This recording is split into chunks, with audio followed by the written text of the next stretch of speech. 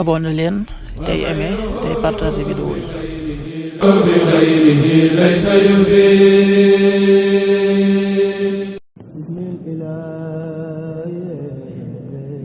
asalaamaaleykum mbokk yi, tey la alxames ñaar fukki fan ak ñeent ci rabiu saani muy weeru rakki gàmm di ñeenteelu weer ci atum junni ak ñeenti téeméer ak ñeent fukk ak juróom-ñaar ci gàddaay yonent bi sallallahu alayhi wa sallam dëppoo fukki fan ak juróom benn ci weeru octobre ci atum ñaari junni ak ñaar fukk ak juróom.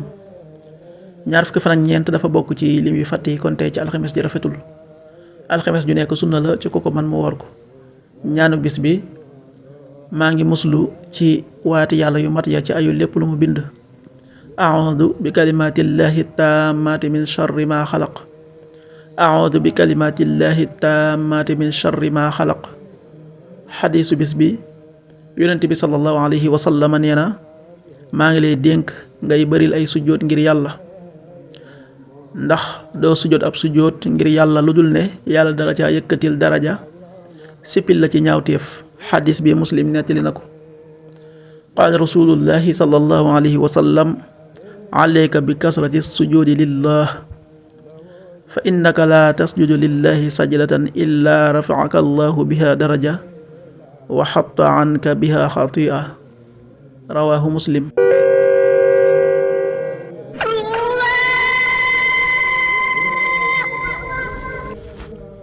waxtu julli yi, suba waxtoom dana tàbbi 5h44 juróomi waxtu yu tegal ñeent fukki simili ak ñeent.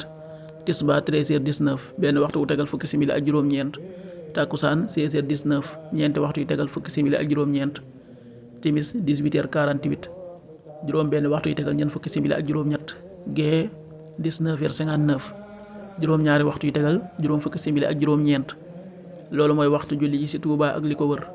bu fekkee nekkoo Touba, soo ko féetee penku ñaar fukk ak juróom-ñaari kilomètre ju ne wàññil benn simili, soo ko féetee sowwu ñaar fukk ak juróom-ñaari kilomètre ju ne yokkal benn simili, soo ko féetee Saalum wala Gànnaar téeméeri kilomètre ju ne yokkal benn simili. jant bi dana fenk 6h59 juróom benn waxtu yu tegal juróom fukki simili ak juróom-ñeent. di so 18h44 juróom benn waxtu yu tegal ñeent fukki simili ak ñeent. yàlla na nu yàlla nangul te nangul leen amin.